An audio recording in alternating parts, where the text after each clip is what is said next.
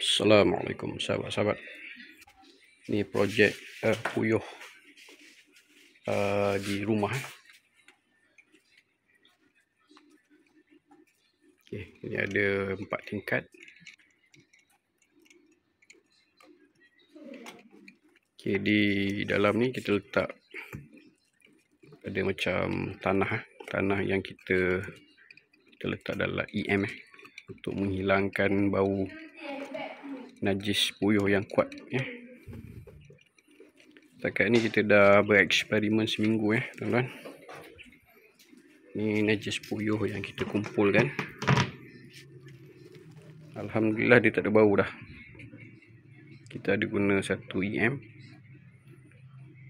Setakat ni kita punya keputusan macam okey Yang penuh satu tong Kita ambil daripada sini Ni dalam aquarium ni.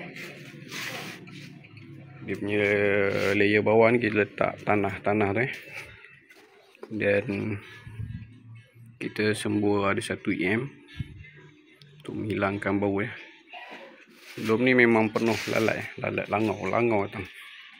Kalau kita letak perangkap kat sini, ni kita memang beli perangkap banyak kita beli. Ni perangkap lalat fly trap ni. Memang langau penuh Alhamdulillah kita bereksperimen selama seminggu. Macam berjaya Langau tu tak datang dan memang bau tak ada. Ni bau.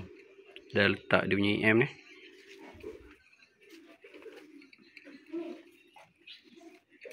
Jadi kalau tuan-tuan nak tahu apa yang saya guna EM tu, ni EM dia macam ni Saya bagi dia minum sekali supaya najis yang keluar tu dia tidak berbau Maksudnya di dalam perut dia pun dia ada bakteria bagus untuk mengurai najis puyuh tu supaya bau tu tak ada. Nanti saya kongsikan EM yang saya pakai. Projek burung puyuh kecil-kecilan skala rumah